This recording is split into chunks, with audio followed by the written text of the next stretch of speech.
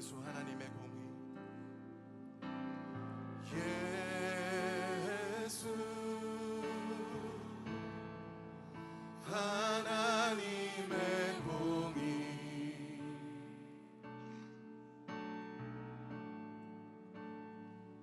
주 독생자 그의 나라 임하시네. 예수 제물이 되신 주, 예수 제물이 되신 주, 영광 중에 영광 중에 그의 나라 임하시네.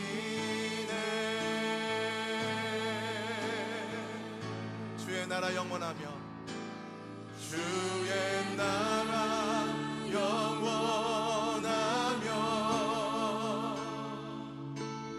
그의 영광 무궁하리.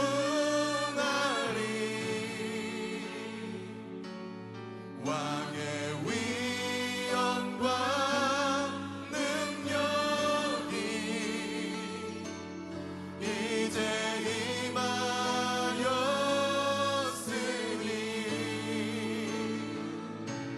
주의 주권과 주의 통치와 주의 나라 힘과 권세 임하네.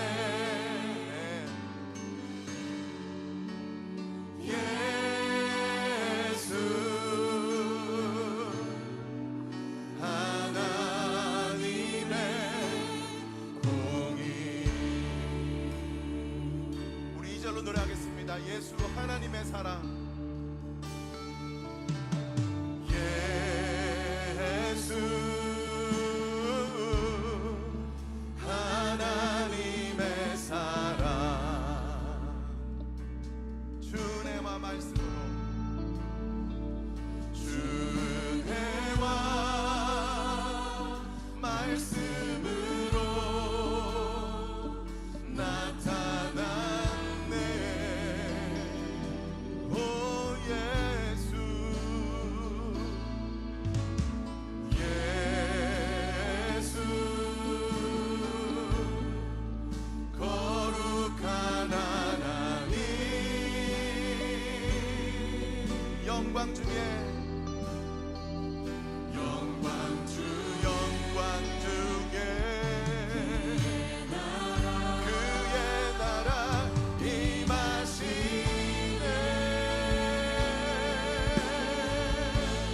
주의 나라 영원하며, 주의 나라 영원하며 그의 영광 무궁하리.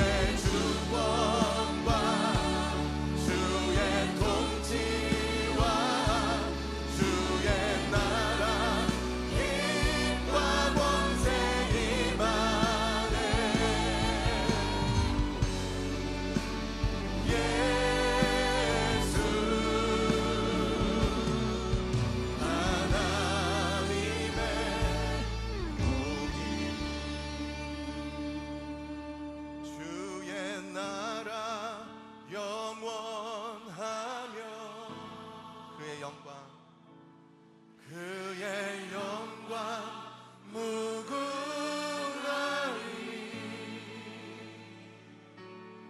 왕의 위엄과 능력이 이제 임하였으니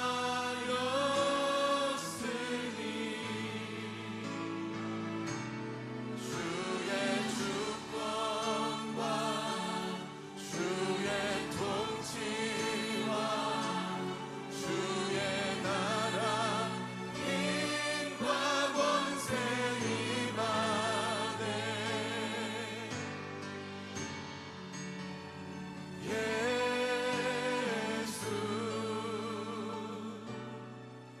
하나님의 공의. 오늘 마태복음 5장 3절부터 10절까지 말씀을 같이 보았습니다. 마태복음 5장 3절부터 10절까지 말씀은 복에 대한 이야기가 나와요. 복이 뭐냐면 영생이라고 그랬죠. 영생은 예수 그리스도라고 그랬고, 그러니까 복이라고 하는 건 예수님이고 예수님은 영생이에요. 그러니까 복 자체를 다른 거로 우리가 의미를 가지면 절대 이해를 할 수 없는 게 성경입니다. 복이라고 하는 것도, 믿음이라고 하는 것도, 사랑이라고 하는 것도, 소망이라고 하는 것도, 천국이라는 것도 다 관념적인 거예요. 그러니까 현실화되지 않고 관념적인 생각으로 이렇게 마음으로 되어 있는 거죠. 그러니까 마음도 보이지 않는 거잖아요. 다 보이지 않는 거예요. 그러니까 믿음, 소망, 사랑, 마음, 천국, 복, 이런 영생, 이런 모든 게 다 보이지 않는 거예요. 그러니까 너희가 보는 것으로 믿는 게 아니라 보이지 않는 것을 가지고 믿는 게 진짜다. 이제 예수님이 부활하고 난 다음에 얘기하는 것이 보이지 않는 것을 믿는 게 너희가 진짜다, 이런 얘기하는 게요. 보이지 않는 게 성경은 다 보이지 않는 거니까 하나님 자체가 보이질 않아요. 그러니까 성경에서도 하나님은 영이시고 영은 보이지 않는 거거든요. 처음부터 보이지 않는 거예요. 그러니까 안 보이는 것을 믿겠다고 막 온 게, 이제 교회 온 게 그리스도인들이에요. 안 보이는 걸 믿겠다고 막 온 거. 그러니까 참 세상적으로 보면 미련한 사람이죠. 세상적으로 보면 미련한 사람이고, 세상 사람들이 보면 이해가 안 되는 얘기죠. 보이지 않는 것을 갖다 믿겠다고 막 이렇게 달려 들어가는 거니까 도저히 이해가 안 되는데, 근데 믿는 사람들이 보면은 그게 또 이해가 된단 말이에요. 그게 무슨 말이냐면, 마음이라고 하는 게 있잖아요. 보이지 않는 거잖아요. 근데 느낌이라는 게 있어요. 사람이 사랑을 나누잖아요. 그러면 느낌이라는 게 있어요. 보이는 것으로 그러는 게 아니거든요. 보이는 게 아니라 보이지 않는데 이상하게 마음으로 뭐 느껴지는 게 있다고요. 그건 누구만 알 수 있어요? 사랑을 해본 사람만 알 수 있어요. 그러니까 다른 사람은 전혀 모르는 거야. 그러니까 본인이 사랑해보면 그걸 알 수 있어요. 그러니까 그거는 보이는 거예요, 안 보이는 거예요? 안 보이는 거예요. 근데 그거는 마음으로 알 수 있는 거거든요. 근데 아무도 몰라. 자기만 알아요. 그거예요. 성경에서도 우리에게 보이는 것으로 네가 사느냐, 보이지 않는 믿음으로 너희가 사느냐라고 하는 건 본인만 아는 거예요. 다른 사람이 몰라요. 그러니까 경험을 해본 사람들만 아는 거예요. 경험하지 못한 사람들은, 사랑을 나누어 보지 못한 사람은 전혀 모르는 거죠. 예수님을 믿어라, 우리는 예수님 믿는 사람들은, 예수님 안 믿는 사람들이 이해가 안 되는 거예요. 왜냐하면 자기는 사랑을 나눠봤으니까, 자기는 믿어봤으니까, 믿었는데 그게 뭔지를 알겠는데, 그런데 이게 말로 설명이 안 돼. 근데 자기는 알겠어. 그런 거예요. 이게 보이지 않는 거라고 하는 건요, 보이는 세계에 사는 사람들에게 설명이 안 되는데 자기는 알겠는 거예요. 그게 마음이라는 거예요. 이제 우리가 예수 믿는다는 게 다 이게 관념적인 건데요. 이런 관념이 현실이 될 때, 관념과 현실이 하나가 될 때 이게 진짜 믿는 거라고 그러는 거예요. 그러니까 우리가 막연히 예수님을 믿는다 이거하고는 다른 거죠. 막연히 예수님 믿는다 이거하고는 왜 다르냐면, 막연히 예수 믿는다 그러면 관념이잖아요. 근데 그게 현실로 나에게 오지 않으면 의미가 없는 거거든요. 그러니까 누구를 내가 사랑하는 것 같아, 누구를 좋아하는 것 같아. 그런데 그게 관념이란 말이에요. 근데 이게 진짜 현실로 내게 다가와서 이게 이런 게 진짜 사랑이구나, 이런 게 진짜 좋아하는 거라는 거구나, 이게 느낌이 이런 거였구나, 이런 거를 알게 될 때는 본인만 아는 거거든요. 다른 사람들은 잘 모르는 거거든요. 왜 이런 부부간에 이 사랑하는 것도 똑같아요. 그 느낌이라는 게 그냥 보이는 거, 말하는 거, 이거 아주 틀리거든요. 느낌이라는 게 있어요. 말 안 해도 느낌이라는 게 있거든요.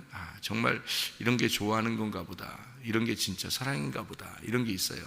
그런 건 본인만 알지 다른 사람들은 몰라요.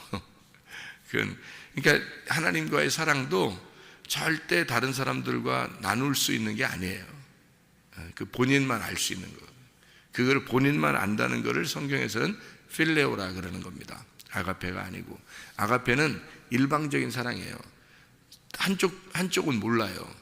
모르고 그냥 일방적으로 하나님이 우리 인간을 사랑하기 위해서 오신 거거든요. 로마서 5장 8절의 말씀인데, 우리가 죄인 되었을 때에 하나님이 우리를 사랑하심으로 자기의 아들을 보내셔서 죽게 하셨다. 이게 하나님만 아시는 거지 우리는 모른단 말이에요. 그거를 처음에는 몰랐단 말이에요. 이 세상 사람들도 몰라요. 다 알아야 되잖아요. 근데 모른단 말이에요. 모르는 거, 이거는 일방적인 사랑이에요. 누군가가 이쪽 사람이 전혀 생각하지 않는 거를 이쪽에 혼자만 일방적으로 짝사랑하는 거예요. 그걸 아가페 사랑이라 그러는 거예요. 그러니까 이건 완전한 사랑이 아니죠. 이 아가페 사랑이라는 건 완전한 사랑이 아니에요. 그러니까 누가 보면 신의 사랑이니까, 신의 사랑이 아가페니까 누가 생각하면 아가페 사랑이 더 완전할 거야 라고 생각할 거예요. 아가페 사랑이. 그 완전은 이런 거죠. 죄인이었는데, 원수인데 사랑해 주는 거니까 아마 완벽할 거야 라는 그런 생각을 하는 거죠. 그러니까 하나님의 사랑이니까 완전한 거죠. 그러니까 원수를 사랑하는 거죠, 그게.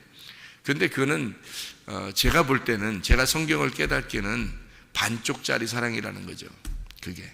왜냐하면 한쪽은 전혀 이해를 못 하는데 한쪽에서 무조건 사랑한 거예요. 그게 아가페 사랑이라는 거죠. 하나님의 사랑이라는 게 그런 거예요. 우리는 잘 모르겠는데 하나님이 혼자 좋아가지고 막 이렇게 사랑하는 거예요. 우리는 잘 모르겠는데 하나님이 일방적, 그러니까 그게 이제 아가페 사랑이라는 거죠. 그러니까 이건 반쪽짜리 사랑이지 뭐 완전한 사랑은 아니죠. 완전한 사랑이라는 건, 사랑이라는 건 상대방이 있을 때 사랑하는 거예요. 상대방이 있을 때 사랑이라는 거죠. 혼자 사랑해 그럴 수는 없잖아요. 상대방이 있을 때 사랑하는 거거든요. 근데 그 상대방이 어느 날 자기가 이쪽 사람이 진짜 나를 사랑하는구나 라는 걸 깨닫는 때가 와요. 그게 부부간에도 그렇거든요. 깨닫는 때가 와요. 그러면 그때 막 속에서 짠한 거 있잖아요, 그죠? 진짜 나를 사랑하는구나, 저쪽에서 나를 너무 사랑하는구나 라는 것을 이제 이쪽에서 깨닫는 때가 온단 말이에요. 그러면 그때 이제 일방적인 사랑이 되지 않고 이쪽에서도 정말 사랑하는데 라는 게 이제 속에서 이게 사랑이구나 라는 걸 깨달을 때가 온단 말이에요. 그걸 깨닫는 거는 이제 하루아침에 깨닫는 건 아닌 것 같아. 오랫동안 이제 사람이 지나면서 그 정이 붙고 정이 생기고, 진짜 하나님의 사랑을 누군가가 깨달아서 하나님의 사랑을 일방적으로 이렇게 하는 것을 볼 때, 그거를 이제 자기가 어느 날 깨닫게 되는 건 마음으로 이제 이해가 되는 거죠. 겉으로만 날 사랑한대 이렇게 하는 거하고 마음으로 진짜 속에서 찬해가지고 막 이렇게 깨달아지는 거하고는 틀리거든요. 그런 게 이제 왔다는 거죠, 이 사람에게. 그게 오면은 그때서 이제 어떻게 서로 사랑이 되는 거죠, 이게. 그러니까 일방적인 사랑이 아니라 둘이 같이 사랑하는 거예요. 그러면 요거를 이제 필레오 사랑이라 그럽니다, 성경에서. 그러니까 사람들이 필레오 사랑은 사람들이 할 수 있는 거거든요. 사람들이 할 수 있는 걸 필레오 사랑이라고 그래요. 우정의 사랑, 친구 간의 사랑, 이런 걸 필레오 사랑이라고 그러거든요. 그거를 깨달으려면 아가페 사랑을 받은 자가 돼야 돼요. 아가페 사랑을 받은 자가 일방적으로 사랑하는 것을 알 때, 그때 서로가 그 사실을 깨닫게 되면 필레오 사랑이 오는 거죠. 그러니까 이건 서로의 사랑이니까 요거를 제가 볼 때는 반쪽짜리 사랑이 아니라 하나의 사랑이다, 이렇게 제가 보는 거죠, 성경을 볼 때. 그러니까 어떤 그 사랑이 더 고차원적이냐라고 볼 때는 아가페 사랑이 아니라 필레오 사랑이 더 고차원적이다라고 제가 보는 겁니다. 그래서 베드로가 그렇게 고백한 것을 이것은 예사롭게 고백한 것이 아니다. 필레오 사랑을 예수님한테 나는 필레오 사랑을 알았습니다. 내가 필레오 사랑합니다 라고 고백한 것은 예수님이 너 나 사랑하느냐 너 나 사랑하느냐 하고 두 번씩이나 아가페 사랑을 물어봤어요. 그때 베드로는 두 번씩이나 다 필레오 사랑을 대답했어요. 그 다음에 세 번째 예수님이 그럼 네가 나를 필레오 사랑하느냐 라고 물어봤어요. 그랬더니 베드로가 세 번째 똑같이 근심하면서 말하기를 내가 필레오 사랑합니다 라고 대답을 했습니다. 그 말은 베드로가 뭔가 깨달음이 있었던 거예요. 마음의 깨달음이. 그 닭 울음소리를 통해서 그가 눈물이 난 거예요. 가슴으로 깨달은 거예요. 주님이 나를 일방적으로 그렇게 나를 사랑하셨구나 라는 걸 진짜 그 마음에서 3년 반 동안 따라다닐 때는 몰랐는데 진짜 베드로가 3번을 부인하고 그리고 닭 울음소리가 났을 때 그가 깨달은 거예요. 그래서 베드로가 예수님한테 필레오 사랑을 고백했다라고 이렇게 믿는 거죠.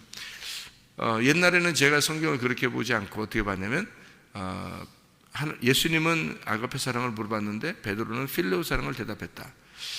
베드로가 사랑을 완전히 몰랐기 때문에 인간의 사랑, 이제 나는 인간의 사랑만 할 수 있습니다라고 그렇게 고백했는가 보다 이렇게 생각을 했어요. 옛날에는. 그런데 그거는 누구나 얘기할 수 있는 얘기죠. 무슨 얘기냐면 예수님을 개인적으로 마음으로 깨닫지 못했을 때도 할 수 있는 얘기란 말이에요. 그렇죠? 필레오 사랑합니다 라고 얘기할 수 있는 인간의 사랑, 친구 간의 사랑, 당신과 나는 친구라 하니까 친구 우정의 사랑으로 내가 사랑합니다 라고 얘기할 수 있는 겁니다 라고 그렇게 전 그렇게 옛날에는 알았었는데 성경을 이렇게 알고 보니까 이게 베드로가 보통 고백한 것이 아니구나. 이게 그 마음을 알겠으니까 그런 거예요. 그 마음을 알겠으니까 베드로의 그 마음을 알겠고 예수님의 그 마음을 알겠는 거예요. 예수님이 물어보는 그 마음도 베드로의 대답하는 그 마음도 이제 알겠는 거예요.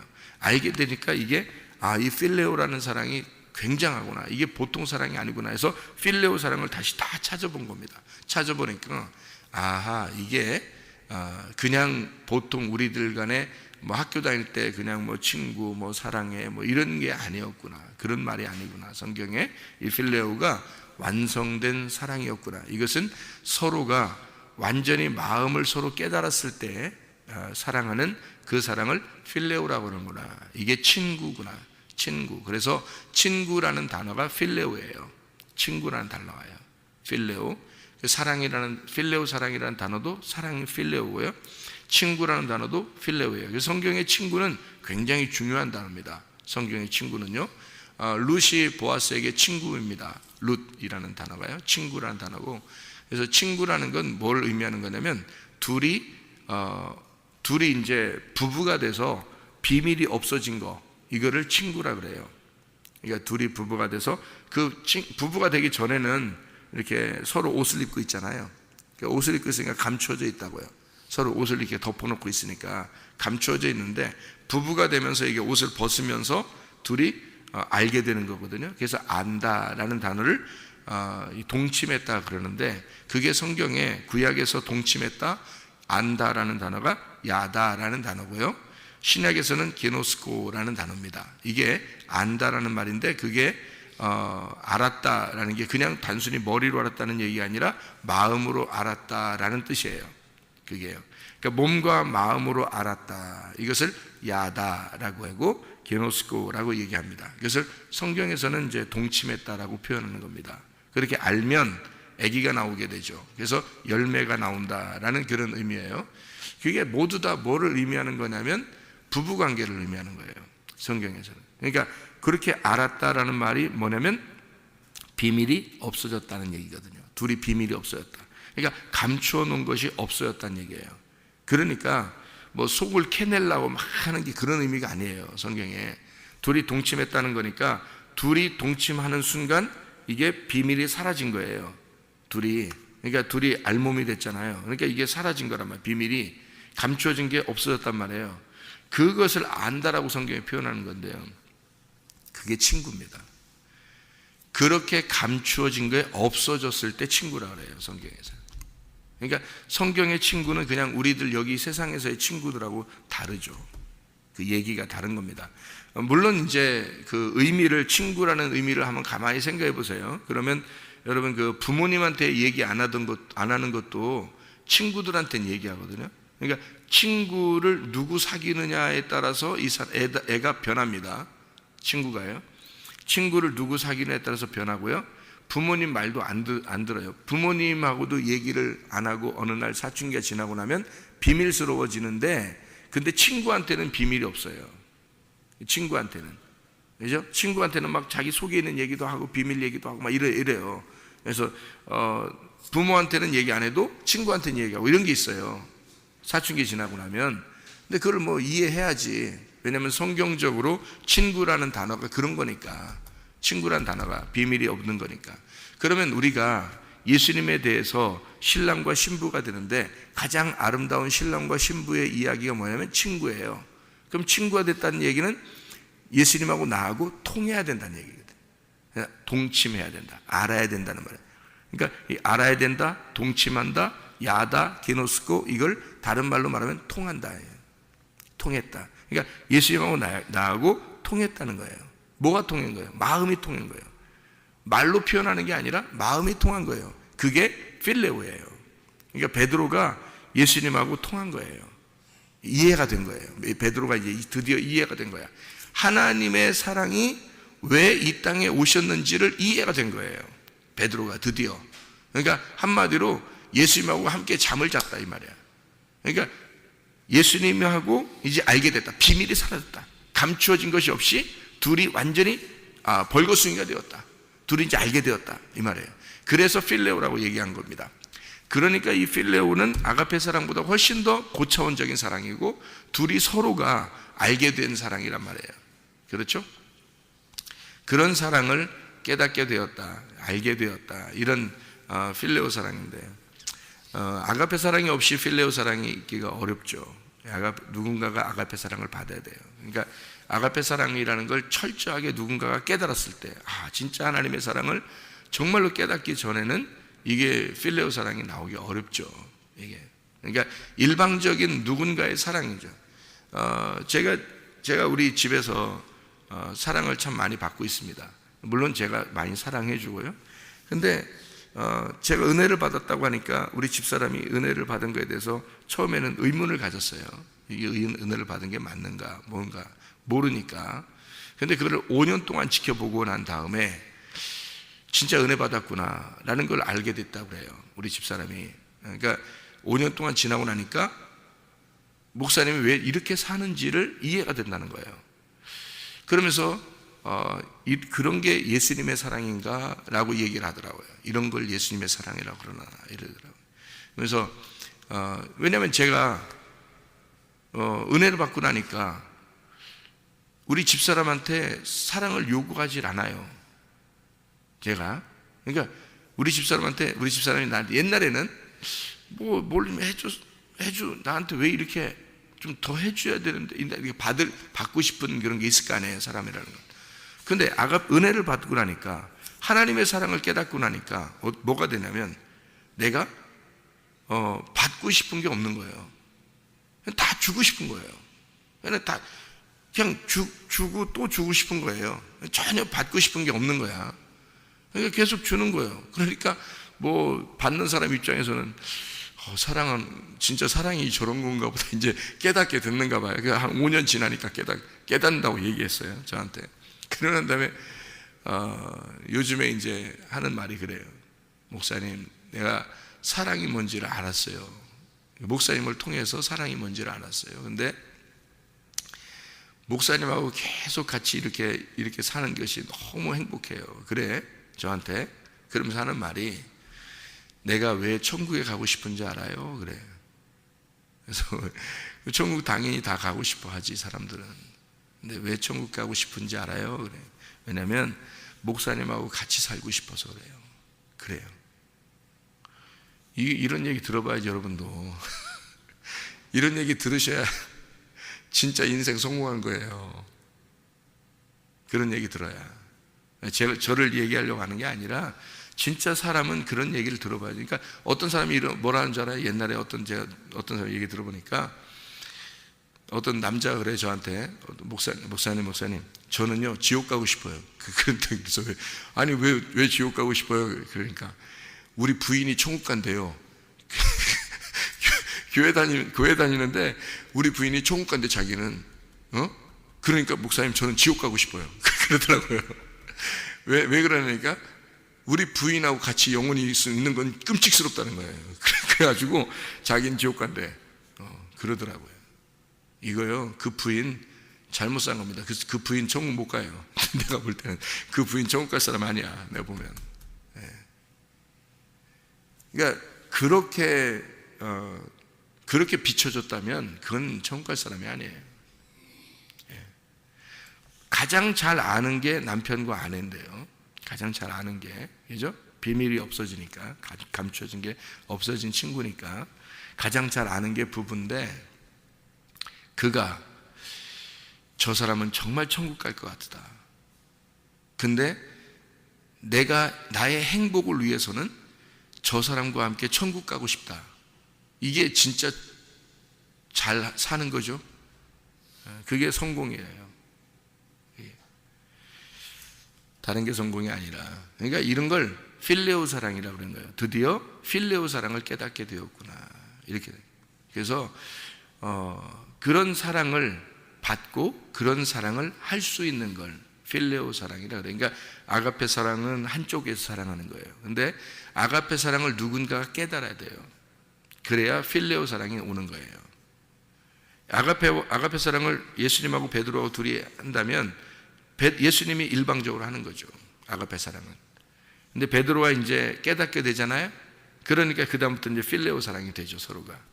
그죠? 서로 사랑이라 그러는 건데, 베드로가 이제 깨닫게 된 것은 어떤 식으로 깨달았어요? 자기의 죽음을 통해서 깨달았어요.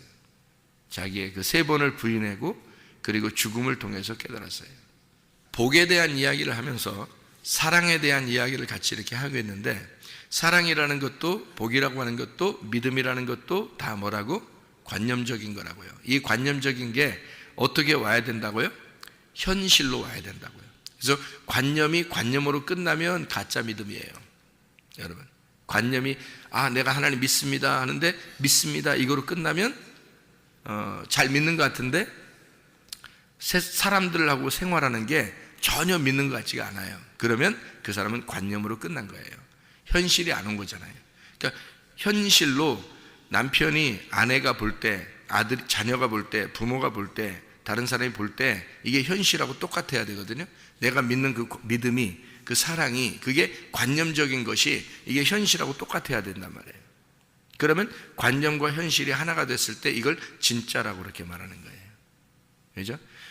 하나님이 우리를 사랑하신다라는 걸 우리가 어떻게 알았어요? 하나님이 우리를 사랑하신다는 건 관념이죠. 그 하나님 사랑이 보이지 않잖아요. 관념이잖아요. 그 사랑을 어떻게 알았어요? 로마서 5장 8절을 통해서 아는 거죠. 다시 말하면 하나님이 자기 아들을 보내심으로 우리를 위해서 전혀 일방적으로 죽으셔서 원수된 나를, 죄인된 나를 위해서 죽으심으로 그것이, 그 사랑이 확증된 겁니다. 그러니까 그 현실로 돌아와서 진짜 예수가 이 땅에 오셨었거든요. 이 땅에 예수가 진짜 와서 자기가 진짜 죽은 거예요. 그래서 사랑이 관념이 아니라 현실이 되어버린 거예요. 그러니까 관념과 현실이 하나가 됐을 때 이걸 진짜 사랑이라 그러는 거잖아요. 믿음도 너희가 믿는다 하는데 행실이 나타나지 않으면 그 믿음은 가짜다는 거죠. 영혼이 없는 몸이 죽은 것처럼 영혼이 있는 몸이 진짜 살아있는 거 아니냐? 그러면 겉으로 네가 믿는다고 하는 건 몸이고 진짜 행실이 나타나는 게 영혼이란 말이에요. 그러니 진짜 행실, 현실로 나타나는 게 그게 진짜라는 거죠. 그러니까 믿음이라는 걸 관념으로 가질 것이냐, 현실로 가질 것이냐. 복이라고 하는 개념도 여러분 이게 복이 영생이에요. 그게 예수 그리스도란 말이에요. 근데 이거를 너희가 현실로 네가 진짜 복이라고 네가 느껴지지 않으면, 마음으로 느끼는 건데, 이게 복이라는 개념, 사랑이라는 개념, 믿음이라는 개념도 다 마음으로 느끼는 건데 네가 이걸 마음으로 진짜 느껴지지 않으면 그게 진짜 복처럼 생각되겠냐 이거야. 그러니까 보이는 것을 찾아가게 돼 있죠, 사람들이. 보이는 복을 갖다가 찾게 돼 있단 말이에요. 왜? 자기 마음으로 못 느끼겠으니까. 마음으로 못 느끼겠으니까. 그러니까 여기 있는 마태복음 5장 3절부터 10절까지 말씀이 다 복이라고 하는 게 나오거든요. 복 받았다라는 얘기인데, 복이 있으라. 복이라고 하는 것은 이런 뜻이에요. 그게 뭐 심령이 가난한 자는 복이 있나니 천국이 것이며가 아니라 이게 순서가 바뀌었는데, 복이 있으라라는 말이거든요. 복이 있으라 심령이 가난한 자들아 천국이 너희들 것이다. 이렇게 된 거예요. 그 순서가 바뀐 거예요. 여기 한국말로 쓰다 보니까 그냥 요거를 갖다가 이렇게 써야 부드러우니까 심령이 가난한 자는 복이 있나니 천국이 저희 것이며 라고 써야 이게 부드러우니까 이렇게 쓴 거지, 원래는 그런 단어가 아니에요. 복이 있으라, 복이 있는 거야, 복 받은 거야, 복 받은 자들아, 심령이 가난해질 건데 그런 사람들은 천국이 올 것이다. 이런 단어예요. 그러니까 이게 다 똑같은 거거든요. 복이 있으라, 복 받은 자들아, 복 받은 자들은 애통할 것인데 애통이 위로가 될 거야 라는 말이에요. 그러니까 이게 다 같은 이게 단어를 이렇게 배열을 잘못한 건데, 배열을 이렇게 잘하면 다시 이게 의미가 되는 거거든요. 그러니까 복이라고 하는 개념을 여러분 생각할 때는 진짜 무슨 어떤 물질적인 복, 잘 되는 복, 나 잘 되는 거, 이런 걸 복이라고 생각하는 건 정말 착각입니다. 성경에서 말하는 복이라고 하는 건 다른 거예요. 심령이 가난한 게 복이고요, 애통하는 게 복입니다. 온유한 게 복이고요, 그리고 의에 줄이고 목마른 게 복입니다. 그리고 긍휼히 여기는 게 복이고요, 마음이 청결해진 것이 복이고요, 화평하게 되는 게 복이고요, 그리고 의를 위해 핍박받는 게 복입니다. 이렇게 된 거예요. 그게 천국이라는 거예요. 그러니까 이게 다 천국이에요. 어떤 의미냐면 보세요. 심령이 가난했다, 그게 천국이에요. 심령이 가난하다. 심령이 가난하다, 영이 가난하단 말인데 영을 구한다는 거죠. 마음으로 영을 구하는 겁니다. 말씀을 구하는 거예요. 하나님을 구하는 거예요. 그게 복이래, 제 천국이래요. 그게 복 받은 사람은 그렇게 된대요. 복 받은 사람은 그렇게 된대요. 그러니까 복 받은 사람은 그렇게 되나니 그게 천국이다, 이렇게 얘기하는 거거든요. 복 받은 사람은 그렇게 된다는 게, 그러니까 아니 복 받지 않은 사람이 막 하나님 막 그래요? 아니잖아요. 복 받지 않은 사람은 그렇게 못하게 되어 있는 거예요. 영생이 있는 사람, 복이 있는 사람, 예수 그리스도가 속에 있는 사람은 정말 하나님을 구하게 돼 있고요, 말씀을 구하게 돼 있는 거예요. 그게 심령이 가난한 거란 말이에요. 그러니까 그 사람이 천국이 임하는 거지. 그 사람 생활이 천국 되는 거예요. 자기가 왜 사랑을 자꾸 해주고 아가페 사랑을 하려고 그러고 그렇게 아가페 사랑이 되는데, 그게 왜 자기한테는 다 나가는 건데, 자기한테는 들어오는 게 아니라 다 나가는 건데 그게 왜 행복이고 그게 왜 천국이 되겠냐고. 그게 천국이라니까. 그게 심령이 가난해지는데 자꾸 영을 구하는데, 근데 그게 천국이라는 거죠. 그거는 복 받은 사람이 가능한 거예요. 애통하는데, 그 애통이라는 거, 이 애통이라는 건요, 유월절 애통입니다. 유월절 애통이라는 게 뭐냐면요, 유월절 애통이 장자가 죽은 게 애통이에요. 유월절 날 장자가 죽었잖아요. 그게 애통이라고요. 장자가 죽은 그 애통이 왜 천국이냐고요. 그게 왜 복이냐고. 복이라고 하는 건 유월절 애통이 있는 자다라는 얘기고요, 장자가 죽은 거다라는 게, 그게 복이라는 거예요. 그런 사람은 위로를 받는다는 겁니다. 그런데 그게 우리가 복이라고 느껴지겠냐고요. 느껴지지 않죠. 그 장자가 죽었다는 게 어떤 의미겠어요? 장자 죽었다는 게, 여러분 장자 죽은 게, 아이고 우리 첫 아들, 우리 아들이 하나인데 장자 이거 죽은 이거 어떡하지? 이런, 아니 성경을 어떻게 자기 얘기만 해요? 어떻게 해? 성경을 자기 얘기만, 아니 성경이 자기 얘기, 그래 네 얘기 쓴 거지 뭐, 맞긴 맞는데 근데 이게 성경이 뭐냐면 어떤 자기냐면 첫 아담을 말하는 거예요. 장자, 첫 아담. 첫 아담이 어떻게 했어요? 선악과 때문에 죄를 지었잖아요. 그죠? 그러면 그 첫 아담이 죽게 된 것, 이것을 유월절 애통이라 그러는 거예요. 그것 때문에 첫 아들이 죽은 거잖아. 그러면 그 첫 아들, 첫 장자가 누구예요? 나란 말이에요. 나. 두 번째 아들은요, 예수님이지. 그러니까 첫 아들은 나고 두 번째 아들은 예수님이야. 그러니까 첫 아담이 나란 말이에요. 첫 아담. 그게 예수님으로 오셔서 첫 아담은 죽는 거예요. 그게 내가 죽는 거란 말이에요. 두 번째 아담은 부활하는 거고, 그래서 영원한 아담이 돼서 그게 영원한 산자, 마지막 아담이 되는 거예요.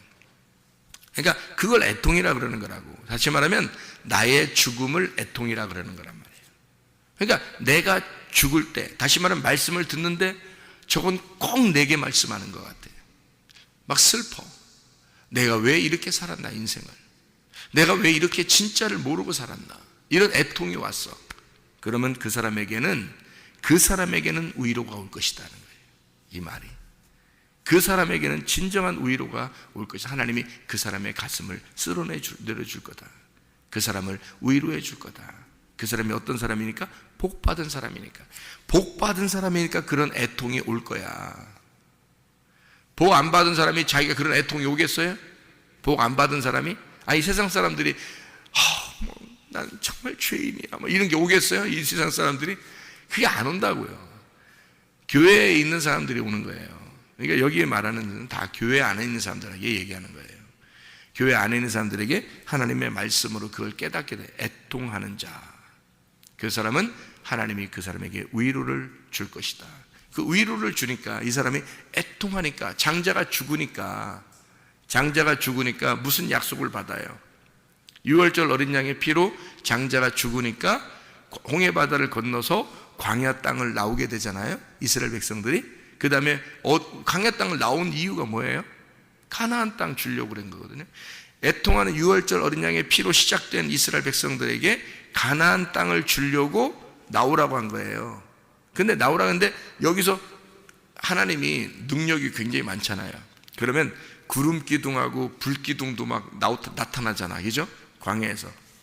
그럼 그런 하나님이 이스라엘 백성들이 6월절 어린 양의 피로 구원받고 홍해 바다를 딱 건널 때 바다를 쫙 갈라지게 얼마나 멋있겠어요. 그 다음에 구름 기둥, 불 기둥을 쫙 이제 막 인도해가지고 데리고 나오면서 말해요.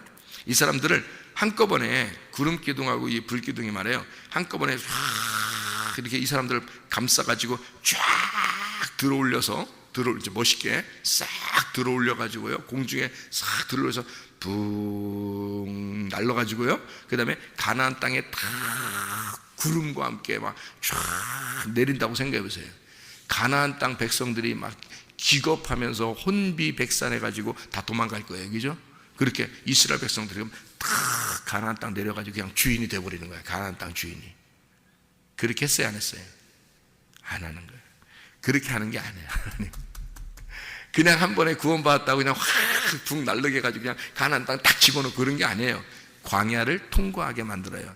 그 광야를 통과하면 그게 한 40년 지나는데 거기서는 자기 게 있어요, 없어요? 없어요. 만나를 내려줘야지만 먹어요. 뭐 동서남북 봐봐야 아무것도 없어요. 그러니까 순 만나를 내려줘야지만 먹거든요. 그래서 이렇게 이 사람들이 애굽에서 살던 모든 풍습들을, 애굽에서 모든 살던 이런 유전과 전통에 살던 이런 모든 모습들을요 싹 벗겨내는 거예요. 광야에서 벗겨내는 거예요. 벗겨내면 어떻게 돼요? 자기가 그걸 벗겨내면 어떻게 되죠? 온유한 사람이 되는 거예요. 그러니까 그 애통하는 6월절 어린 양의 피로 애통하고 장자의 죽음을 경험한 그 사람들이 교회 생활을 통해서, 광야라는 교회 생활을 통해서 하나님이 그 사람을 싹 벗겨내요. 그러면 사람이 온유해집니다. 온유해져. 광야에서 온유해진 사람은 땅을 기업으로 받게 된다는 거지. 땅을. 그게 가나안 땅이에요. 하나님이 그렇게 온유하지 않는데도 그냥 막 가나안 땅 주고 그런 거 아니에요. 그래서 모세가 온유한 사람이었다는 거지. 그리고 온유한 사람 여호수아, 갈렙, 그리고 그 광야에서 태어난 거듭난 어린아이들, 이 사람 다시 태어난, 광야에서 다시 태어난 그 어린아이들과 여호수아와 갈렙, 이 사람들은 가나안 땅에 들어가게 되는 거예요. 모세는 들어갔어요, 못 들어갔어요? 못 들어갔어요. 광야에서 죽었잖아요, 그죠? 근데 모세가 또 들어갔어요, 안 들어갔어요? 들어갔어요. 어떻게? 여호수아와 갈렙과 어린아이들과 함께 들어간 거예요, 모세가. 그러니까 모세는 원래 율법을 상징하기 때문에 들어갈 수가 없거든요. 가나안 땅은 요단강을 건너서 예수님이, 여호수아가 데리고 들어가야 되는 거예요. 그러니까 모세는 율법, 그 율법 안에서 자라난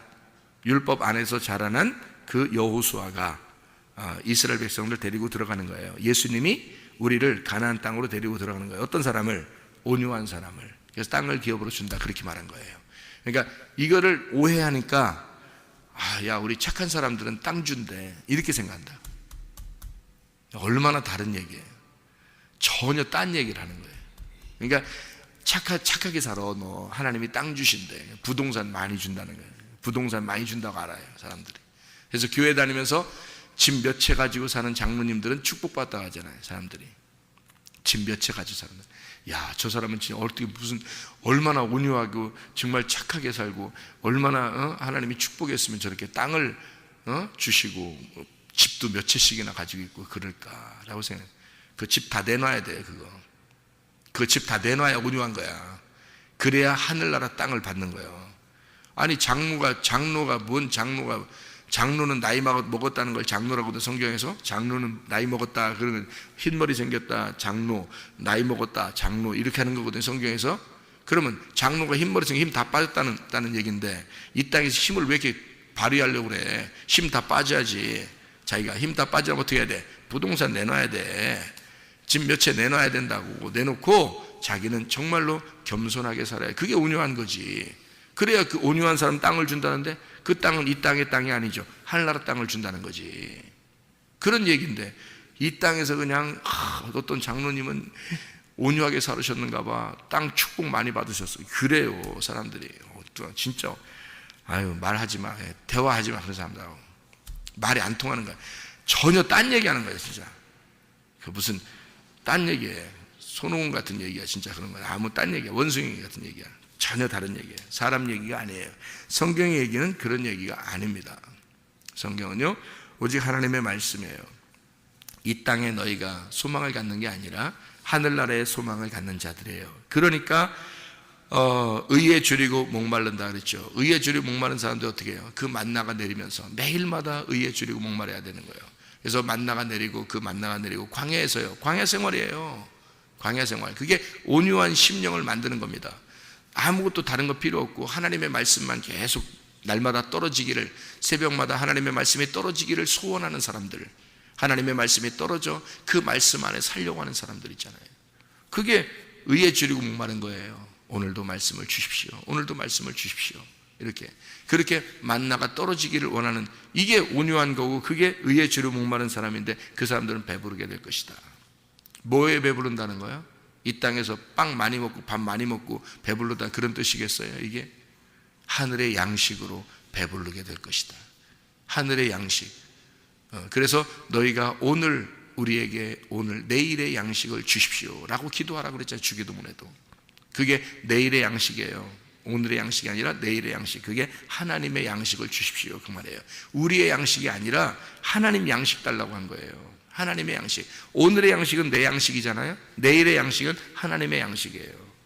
그래서 하나님의 양식을 내게 주십시오. 말씀이란 말이에요. 하나님, 오늘도 만나를 내려 주십시오. 하늘의 만나를 내려 주십시오 라고 그렇게 살으라는 얘기는, 그렇게 의에 줄이고 목마른 사람들은 배부르게 될 것이다. 하나님의 양식으로 배부르게 될 것이다. 예. 그러면 뭐 만족하죠. 하나님의 양식으로 배부른데 뭐 만족하지, 뭐 이 땅에 욕심 하나도 안 생기죠. 일단 배부른데, 자기가 영적으로 배부른데 무슨 욕심이 생기겠어요? 이거예요, 바로. 이런 말씀들이라고요. 시간이 없어서 다 설명은 못하겠지만 이게 다 같은 말씀이란 말이에요. 이게 복이라고 하는 겁니다. 보이지 않는 것. 그러나 보이지 않는 그 하늘의 세계가 여러분 안에 들어와 진짜 복을 누리다가 주님 나라 가시기를 바랍니다. 기도하겠습니다.